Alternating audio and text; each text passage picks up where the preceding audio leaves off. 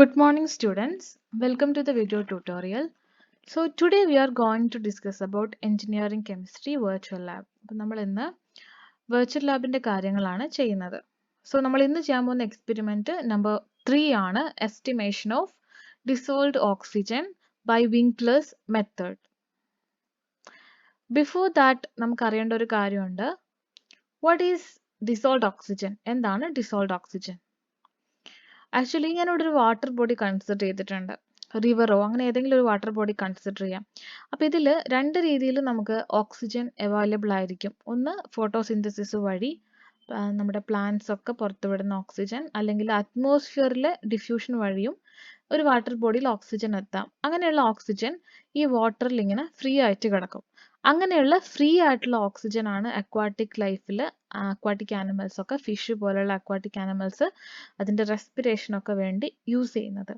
അത് മാത്രമല്ല പല ബാക്ടീരിയകളും അത് കൺസ്യൂം ചെയ്യുന്നുണ്ട്. അപ്പോൾ ഒരു വാട്ടർ ബോഡിയിൽ ഡിസോൾവ്ഡ് ഓക്സിജൻ എന്ന് പറയുന്നത് ഒഴിച്ചുകൂടാൻ പറ്റാത്തൊരു ഇമ്പോർട്ടൻറ്റ് ഫാക്ടറാണ്. സോ അതുകൊണ്ട് തന്നെ നമുക്ക് പറയാം free non compounded oxygen present in water. Normally H2O നമ്മൾ കാണുന്ന അല്ലേ, നമ്മളിപ്പോൾ H2O എടുത്തു കഴിഞ്ഞാൽ നോർമലി വാട്ടർ എന്ന് പറഞ്ഞാൽ എന്താണ്? വാട്ടർ എന്ന് പറഞ്ഞാൽ H2O എന്ന് പറയുന്ന ഒരു ഇതാണ് അല്ലേ. അപ്പം ഇതിലുള്ള ഓക്സിജൻ അല്ല, നമ്മളോട് മാറിപ്പോകരുത്. ഫ്രീ ആയിട്ട് കിടക്കുന്ന ഓക്സിജൻ ആണ്. അതിനാണ് നമ്മൾ എന്ത് പറയുന്നത്? ഡിസോൾവ്ഡ് ഓക്സിജൻ എന്ന് പറയുന്നത്. ഫ്രീ ആയിട്ട് ഒരു വാട്ടർ ബോഡിയിലുള്ളത്. അതൊരു വാട്ടർ ബോഡിയുടെ ക്വാളിറ്റി ചെക്ക് ചെയ്യാനുള്ള പാരാമീറ്റർ കൂടെയാണ്. വെറുതെ നമുക്കൊരു ഒരു ഫാക്ടർ മാത്രമല്ല, അതിനൊരു ഇമ്പോർട്ടൻസ് ഉണ്ട്. അതുപോലെ ഒരു വാട്ടർ ബോഡിയിൽ ഡിസോൾവ്ഡ് ഓക്സിജൻ്റെ എമൗണ്ട് ഒരു പരിധിയിൽ കൂടാനും പാടില്ല, ഒരു പരിധി കുറയാനും പാടില്ല. ഒരു ഫോളോ ചെയ്യുന്ന ഒരു 4 to 6 mg/L അങ്ങനെ ഒരു വാല്യൂസ് ഉണ്ടാവും ഓരോ വാട്ടർ ബോഡിയിലും. അപ്പോൾ ഒരു അങ്ങനെ ചെയ്തു കഴിഞ്ഞാൽ അതിൻ്റെ ആ ഒരു ലിമിറ്റേഷൻസ് അങ്ങോട്ടും ഇങ്ങോട്ടും മാറിക്കഴിഞ്ഞാൽ അത് അക്വാട്ടിക് ലൈഫിനെ എഫക്റ്റ് ചെയ്യും, വാട്ടറിൻ്റെ ക്വാളിറ്റീനെ എഫക്റ്റ് ചെയ്യും. ഫൈനലി അത് കൂടുതൽ ആരോഗ്യ പ്രശ്നങ്ങൾ അവിടെ ഉണ്ടാക്കും. അതേപോലെ low value of DO, extremely low value എന്ന് പറഞ്ഞു കഴിഞ്ഞാൽ ഈ വാട്ടർ ബോഡിയിൽ ഡിസോൾവ്ഡ് ഓക്സിജനെ ഇല്ലാന്ന് വിചാരിക്കുക. സപ്പോസ് വളരെ കുറവാണെങ്കിൽ അത് എന്തിനെ എഫക്റ്റ് ചെയ്യും? അക്വാട്ടിക് ലൈഫിനൊക്കെ ഹാംഫുൾ ആയിട്ട് എഫക്റ്റ് ചെയ്ത് അവിടെയുള്ള മീനൊക്കെ ചത്തുപോകാനുള്ള സാധ്യതയുണ്ട് അല്ലേ. അങ്ങനത്തെ ഒരു സിറ്റുവേഷൻ വന്നു കഴിഞ്ഞാൽ അവിടെ എന്താണത്, എങ്ങോട്ടേക്കാണ് ആ സിറ്റുവേഷൻ കൊണ്ടുപോകുന്നത്? പൊല്യൂഷനിലോട്ടാണ്. അപ്പോൾ പൊല്യൂഷൻ ചെക്ക് ചെയ്യാനുള്ള ഒരു പാരാമീറ്റർ കൂടെയാണ് ഡിസോൾവ്ഡ് ഓക്സിജൻ. അപ്പോൾ ഇങ്ങനെയുള്ള ഡിസോൾവ്ഡ് ഓക്സിജനെ നമ്മൾ എന്ത് ചെയ്യുകയാണ്? നമ്മുടെ ലാബിൽ ഇതിനൊരു ചെറിയൊരു മെഷർമെന്റ് കണ്ടുപിടിക്കുകയാണ്. മെഷർ ചെയ്യാണ് ഡിസോൾവ്ഡ് ഓക്സിജന്റെ എമൗണ്ട്. അതിനുള്ള മെത്തേഡാണ് വിങ്ക്ലേഴ്സ് മെത്തേഡ്. ലബോറട്ടറി ടെക്നിക്കാണ്. ലബോറട്ടറിയിൽ നമ്മൾ ഓക്സിജന്റെ ഡിസോൾവ്ഡ് ഓക്സിജന്റെ എമൗണ്ട് കണ്ടുപിടിക്കുന്ന ഒരു മെത്തേഡാണ്. അപ്പം ബേസിക്കലി ഇതിൽ നമ്മൾ ചെയ്യുന്നത് അയഡോമെട്രിക് ടൈട്രേഷൻ ആണ്. അയഡോമെട്രിക്കലി ആണ് ഇത് കണ്ടുപിടിക്കുന്നത്. അതായത് അയഡിനെ ലിബറേറ്റ് ചെയ്തിട്ട് അതുമായിട്ട് ടൈട്രേറ്റ് ചെയ്യുകയാണ് ചെയ്യുന്നത്. അപ്പോൾ അവിടെ എത്ര കൺസ്യൂം ചെയ്തു, അതായത് ഡിസോൾവ്ഡ് ഓക്സിജൻ അയഡോമെട്രിയിൽ പൊട്ടാസ്യം അയഡേറ്റുമായിട്ട് റിയാക്ട് ചെയ്യുമ്പോൾ ഓക്സിഡേഷൻ നടന്നിട്ട് എത്ര കൺസ്യൂം ചെയ്യുന്നു അതിനനുസരിച്ചിട്ടുള്ള വാല്യൂസ് ആണ് നമ്മൾ എടുക്കുന്നത്. പക്ഷേ നോർമലി ഉള്ള മോളിക്കുലർ ഓക്സിജൻ O2ന് ഡയറക്റ്റ് KI ആയിട്ട് റിയാക്ട് ചെയ്യാൻ പറ്റില്ല. അതുമായിട്ട് കേപ്പബിൾ ആയിട്ട് ഫ്രീക്വന്റ് റിയാക്ഷൻസ് കിട്ടില്ല. അപ്പോൾ നമ്മൾ എന്ത് ചെയ്യണം? ഈ മോളിക്കുലർ ഓക്സിജനെ നേസന്റ് ഓക്സിജൻ ആക്കി കൺവേർട്ട് ചെയ്യണം. അപ്പോൾ അതിനു വേണ്ടി നമ്മൾ യൂസ് ചെയ്യുന്ന ഓക്സിജൻ കാരിയർ ആണ് മാംഗനീസ് ഹൈഡ്രോക്സൈഡ്. അപ്പോൾ മാംഗനീസ് ഹൈഡ്രോക്സൈഡിന്റെ ഹെൽപ്പോട് കൂടി നമ്മൾ എന്ത് ചെയ്യുവാണ്? മോളിക്കുലർ ഓക്സിജനെ നേസന്റ് ഓക്സിജനായിട്ട് കൺവേർട്ട് ചെയ്തിട്ട് പൊട്ടാസ്യം അയഡൈഡുമായിട്ട് റിയാക്ട് ചെയ്തിട്ട് കൺസ്യൂം ചെയ്തിട്ട് അത് എത്ര എമൗണ്ട് ആണ് കൺസ്യൂം ചെയ്തത്, എത്ര എമൗണ്ട് ഡിസോൾവ്ഡ് ഓക്സിജൻ ആവശ്യമുണ്ട് എന്നുള്ളത് നമ്മൾ കണ്ടുപിടിക്കുകയാണ് ചെയ്യുന്നത്. അപ്പം അതുകൊണ്ടാണ് ഇതിന് അയഡോമെട്രിക് ടൈട്രേഷൻ എന്ന് പറയുന്നത്. അയഡിനെ കൺസ്യൂം ചെയ്തിട്ട് നമ്മൾ ഒരു വാല്യൂ കണ്ടുപിടിക്കുന്നുണ്ട്. നമുക്ക് നമ്മുടെ എയിം നോക്കാം.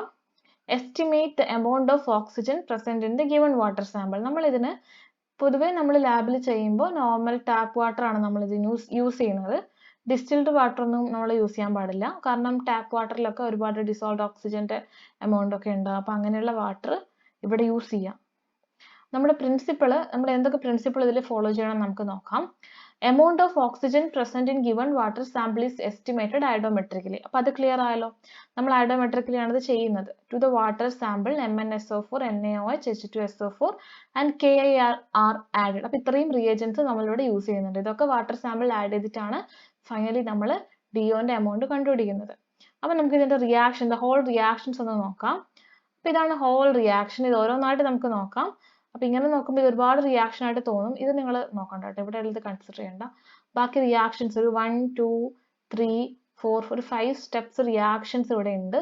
ഇത്രയും റിയാക്ഷൻസ് ആണ് നടക്കുന്നത്. അപ്പോൾ നമുക്ക് ഇതിൽ ഓരോ സ്റ്റെപ്സ് ആയിട്ട് നോക്കാം. ഇപ്പോൾ ഇവിടെ നോക്കുമ്പോൾ നമ്മൾ ഇനീഷ്യലി പറഞ്ഞ MnSO4 എടുക്കുന്നുണ്ട്, NaOH ആയിട്ട് റിയാക്ട് ചെയ്തിട്ട് MnOH ട്വൈസ് Na2SO4, പിന്നെ അവിടെയുള്ള മാംഗനീസ് ഹൈഡ്രോക്സൈഡ് യൂസ് ചെയ്തിട്ട് കണ്ടോ മോളിക്കുലർ ഓക്സിജന് അഗെയിൻ അടുത്തൊരു കോമ്പൗണ്ട് ആക്കി മാറ്റി ഫൈനലി നേസന്റ് ഓക്സിജൻ ഉണ്ടാകുന്ന നിങ്ങളിവിടെ കാണാം. ഈ നേസന്റ് ഓക്സിജൻ ആണ് പൊട്ടാസ്യം ആഡൈഡ് ആയിട്ട് നമ്മൾ പറഞ്ഞ പോലെ റിയാക്ട് ചെയ്തിട്ട് നമുക്ക് അയഡിൻ ഇവിടെ കിട്ടുന്നത്, ലിബറേറ്റ് ചെയ്യുന്നുണ്ട്. ഈ അയഡിൻ ആണ് സോഡിയം തയോസൾഫേറ്റ് യൂസ് ചെയ്തിട്ട് ഐഡോമെട്രിക് ടൈട്രേഷൻ ചെയ്തിട്ട് നമുക്ക് ഫൈനൽ റിസൾട്ടിലേക്ക് നമുക്ക് കിട്ടുന്നത്, എത്ര ഓക്സിജൻ ഇവിടെ കൺസ്യൂം ചെയ്തു എന്നൊക്കെ നമ്മൾ അറിയുന്നത്. സോ ഇത് നമ്മുടെ ഹോൾ റിയാക്ഷൻ ആണ്. നമുക്ക് ഓരോന്നായിട്ട് നോക്കാം. ഫസ്റ്റ് നടക്കുന്നത് manganese hydroxide is produced by the action of MnSO4 and NaOH. അതെങ്ങനെയാണ് വരുന്നത്? ഇവിടെ MnSO4ഉം NaOHും നോക്കുക, അത് റിയാക്ട് ചെയ്തിട്ട് എന്തുണ്ടാവുകയാണ്? മാംഗനീസ് ഹൈഡ്രോക്സൈഡ് ഉണ്ടാവുകയാണ് ഇനീഷ്യൽ സ്റ്റെപ്പിൽ. അടുത്ത സ്റ്റെപ്പിൽ this manganese hydroxide react with the molecular dissolved oxygen. Dissolved oxygen O2 ആയിട്ടല്ലേ വാട്ടറിൽ ഉണ്ടാവുക, അപ്പം അതുമായിട്ട് റിയാക്ട് ചെയ്യും. അന്ന് റിയാക്ട് ചെയ്യുമ്പോൾ Mn ഹൈഡ്രോക്സൈഡും മോളിക്കുലർ ഓക്സിജൻ റിയാക്ട് ചെയ്തിട്ട് MnOH ട്വൈസ് കിട്ടും. ഇതിന്റെ പേര് ബേസിക് മാംഗനിക് ഓക്സൈഡ് എന്നാണ്. ഓക്കെ, അടുത്ത സ്റ്റെപ്പ് എന്താ നോക്കാം. അടുത്ത സ്റ്റെപ്പിൽ ബേസിക് മാംഗനിക് ഓക്സൈഡ് റിയാക്ട് വിത്ത് നമ്മളിപ്പോൾ കണ്ട acid and convert molecular oxygen into nascent oxygen. Molecular oxygen ഇപ്പം നമുക്ക് കിട്ടിയ പ്രൊഡക്റ്റ് ആസിഡുമായിട്ട്, ഇതൊക്കെ എവിടെ നിന്ന് കിട്ടുമെന്ന് ചോദിച്ചാൽ ആസിഡൊക്കെ നമ്മൾ റിയാക്ഷനിൽ ആഡ് ചെയ്യുന്നുണ്ട്. നമുക്ക് ആ റിയാക്ഷൻ കാണുമ്പോൾ മനസ്സിലാവും. അപ്പോൾ അവിടെ ഉണ്ടാവുന്നത് MnSO4ഉം H2Oയും ഇപ്പോൾ Oയും ആണ്. ഈ ഓക്സിജൻ ആണ് ഇവിടെ പ്രയോറിറ്റി, നാസന്റ് ഓക്സിജൻ. അപ്പോൾ അടുത്ത സ്റ്റെപ്പിൽ എന്താ നടക്കുന്നത്? ഈ നാസന്റ് ഓക്സിജൻ റിയാക്ട് ചെയ്യാണ് Ka ആയിട്ട് റിയാക്ട് ചെയ്തിട്ട് ആസിഡിന്റെ പ്രസൻസിൽ റിയാക്ട് ചെയ്തിട്ട് അയഡിന് ലിബറേറ്റ് ചെയ്യും, I2നെ ലിബറേറ്റ് ചെയ്യും. ആ റിയാക്ഷനും ഇവിടെ കൊടുത്തിട്ടുണ്ട്. KiH2SO4 plus nascent oxygen give K2SO4 plus H2O. I2 എന്ന് പറയുന്ന ഇതിനാണ് ഇവിടെ ഇമ്പോർട്ടൻസ് എന്ന് ആലോചിക്കുക, അയഡിൻ.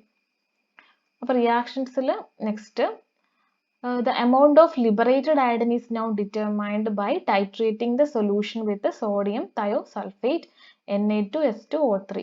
Na2S2O3 ആയിട്ട് നമ്മൾ ലിബറേറ്റ് ചെയ്ത് കിട്ടിയ അയോഡിൻ റിയാക്ട് ചെയ്തിട്ട് നമുക്ക് ഇങ്ങനത്തെ ഒരു പ്രൊഡക്റ്റ് കിട്ടും. ഇതിന്റെ പേര് സോഡിയം തയോണേറ്റ് എന്നാണ്. അപ്പോൾ ഇവിടെ നമുക്ക് എത്ര ഡിസോൾഡ് ഓക്സിജൻ കൺസ്യൂം ചെയ്തെന്ന് മനസ്സിലാവാൻ പറ്റും. കാരണം ഡിസോൾഡ് ഓക്സിജൻ കൺസ്യൂം ചെയ്തിട്ടാണ് അയോഡിൻ ലിബറേറ്റ് ചെയ്യുന്നത്. ഓക്കെ, അപ്പോൾ starch is used as indicator to identify the conception of iodine. that is iodine gives blue color with starch. അപ്പോൾ ആക്ച്വലി നമ്മളിവിടെ യൂസ് ചെയ്യുന്ന ഇൻഡിക്കേറ്റർ അയഡിൻ ആണ്.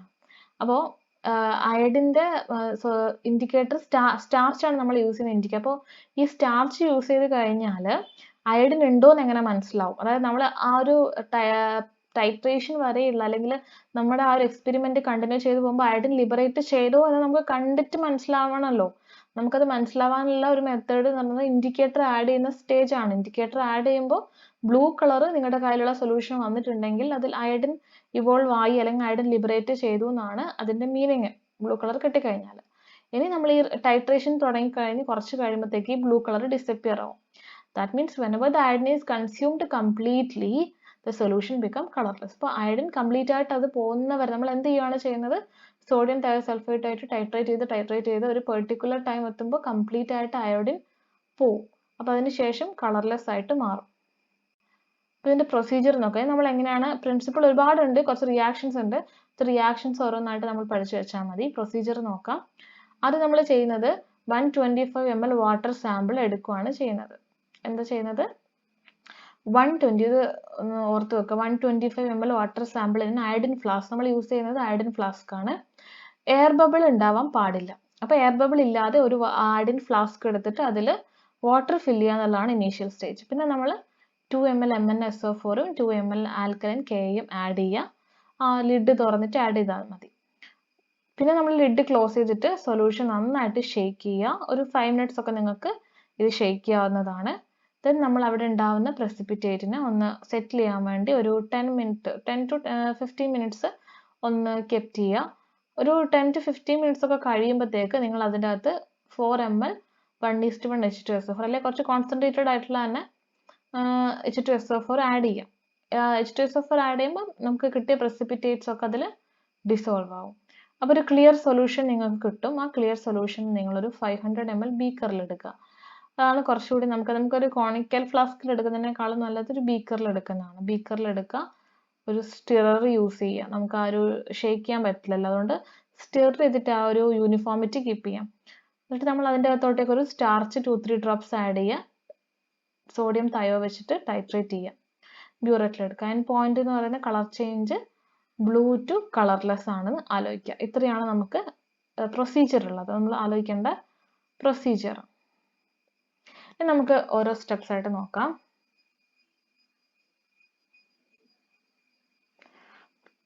നമ്മളിവിടെ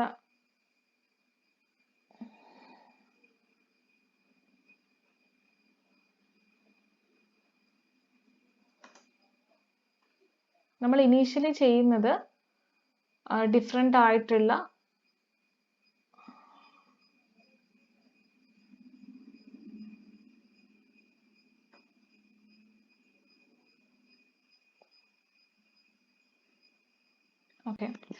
നമ്മൾ ചെയ്യുന്നത് ഇനീഷ്യലി എല്ലാ റീജൻസും ഒന്ന് സെറ്റ് ചെയ്ത് വെക്കുക എന്നുള്ള പ്രോസസ്സാണ്.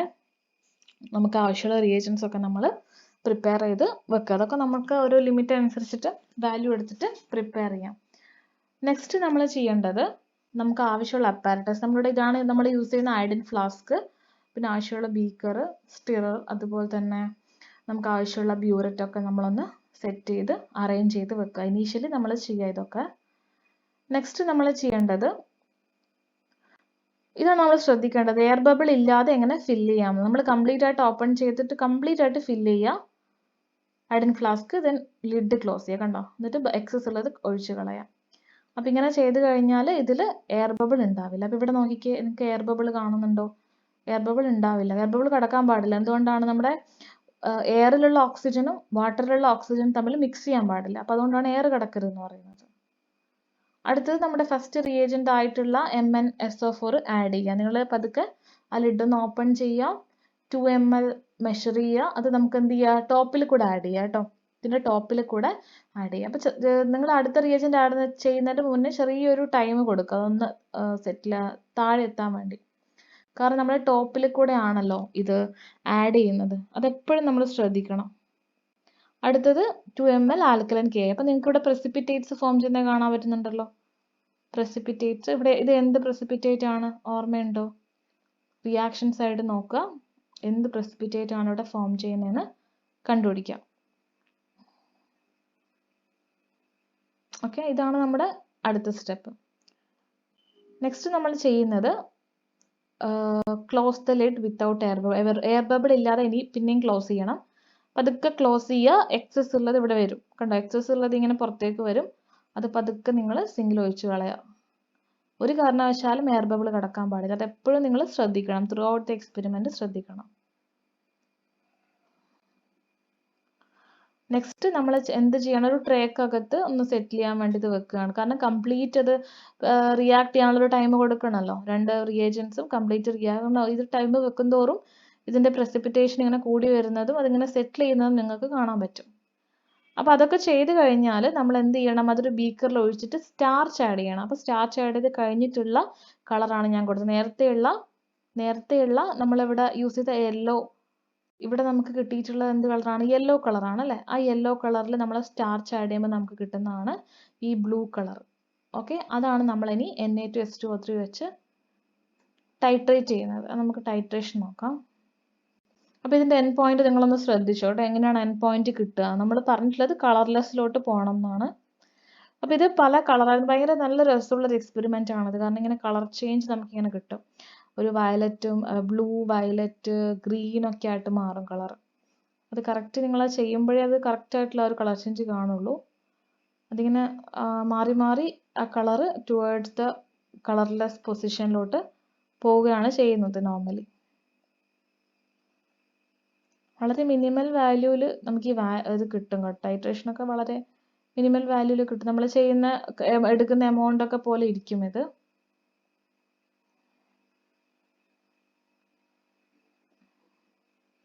കണ്ടോ, കളർലെസ് ആയി മാറിയില്ലേ? ഇതാണ് നമ്മുടെ എൻഡ് പോയിന്റ്. ബ്ലൂ കളറിന്ന് സ്റ്റാർച്ച് ആഡ് ചെയ്യുമ്പോൾ ഉള്ള ബ്ലൂ കളർ അയഡിനെയാണ് ഇൻഡിക്കേറ്റ് ചെയ്യുന്നത്. കുറേ റിയാക്ട് ചെയ്ത് അയഡിൻ കൺസ്യൂം ചെയ്ത് പോവാണ് ചെയ്യുന്നത്. ഇത്രയാണ് റിയാക്ഷൻ. നമുക്ക് ഇതിൻ്റെ ഒബ്സർവേഷനും ടാബുലർ കോളമൊക്കെ നോക്കാം. Water sample versus Na2S2O3 starch ആണ് ഇൻഡിക്കേറ്റർ. ഇതേപോലെ നിങ്ങളൊരു ടാബുലർ കോളം പ്രിപ്പയർ ചെയ്യുക. 125 ml ആണ് എടുക്കുന്നത് നമ്മൾ വാട്ടർ സാമ്പിൾ. നിങ്ങൾ എത്ര വേണമെങ്കിലും എടുക്കാം കേട്ടോ. ഇവിടെ നിങ്ങൾക്ക് ഓരോരുത്തരുടെ അയഡിൻ ഫ്ലാസ്ക് റിക്വയർമെൻറ്റ് പോലെ ഇരിക്കും. 250ൻ്റെ അയഡിൻ ഫ്ലാസ്ക് ഉണ്ട്. അപ്പോൾ അതിനനുസരിച്ചിട്ടായിരിക്കും വാല്യൂസ് മാറും. ഇവിടെ ഞാൻ സപ്പോസ് ഒരു റഫ് വാല്യൂ എടുത്തിട്ടാണ് ചെയ്യുന്നത്. ഒരു 5 ml ഒക്കെയാണ് ഫൈനൽ. വളരെ മിനിമൽ വാല്യൂട് നമുക്ക് എൻ പോയിന്റ് കിട്ടും. അപ്പോൾ 5 ml ആണെങ്കിൽ ഉള്ളൊരു റിസൾട്ടാണ്. അപ്പോൾ ജസ്റ്റ് ഇതൊരു റഫ് കാൽക്കുലേഷൻ ആയിട്ട് കൺസിഡർ ചെയ്യുക. സ്റ്റെപ്സ് മനസ്സിലാക്കുക. നമുക്ക് നോക്കാം. ആദ്യം volume of water sample V1 ആണ് 125 ml. പിന്നെ volume of Na2S2O3 V2 5 ml. Normality of water sample N1 നമുക്കറിയില്ല. അതാണ് നമ്മൾ കണ്ടുപിടിക്കേണ്ടത്. Normality of Na2S2O3 solution given ആണ് N2 0.1 നോർമൽ. ഇത് ഓൾറെഡി ഗിവൺ ആണ്. നമുക്ക് ഓൾറെഡി എന്താണ് സ്റ്റാൻഡർഡൈസേഷൻ ഓഫ് Na2S2O3 വഴി ഈ സ്റ്റെപ്പ് നമ്മൾ ചെയ്യുന്നുണ്ട്. കോപ്പർ എക്സ്പെരിമെൻറ്റിലും നമ്മൾ ഇതേ ഒരു വാല്യൂ തന്നെയാണ് യൂസ് ചെയ്യുക. N പോയിന്റിൽ N1 V1 equal to N2 V2 നമ്മൾ യൂസ് ചെയ്ത ഇക്വേഷൻ അതറിയാലോ. അപ്പോൾ N1 V1 equal to N2 V2 ഒന്നുകൂടി എഴുതുന്നു. Normality of water sample N1 equal to N2 V2 by V1. അടുത്ത സ്റ്റെപ്സിൽ 0.1 ഇൻറ്റു 5/125 0.004 നോർമൽ കിട്ടി. അടുത്ത steps amount of dissolved oxygen present in the given water sample N1 into 1000 into 8. ഇത് oxygen ആയതുകൊണ്ടാണ് 8 എടുക്കുന്നത്. അപ്പോൾ നമുക്ക് ആ വാല്യൂ ചെയ്താൽ 32 ppm എറൗണ്ട് ഈ ഒരു വാല്യൂ കിട്ടും. അപ്പോൾ ഇത് ഇങ്ങനെ തന്നെ ആവണമെന്നൊന്നുമില്ല, വാല്യൂസ് അങ്ങോട്ടും ഇങ്ങോട്ടും മാറാം. ഇതിപ്പോൾ ഞാൻ റഫ് കാൽക്കുലേഷൻ ചെയ്തതാണ്. അപ്പോൾ നമ്മുടെ റിസൾട്ട് എന്താണ്? Amount of dissolved oxygen in given water sample is 32 ppm. Thank you for watching.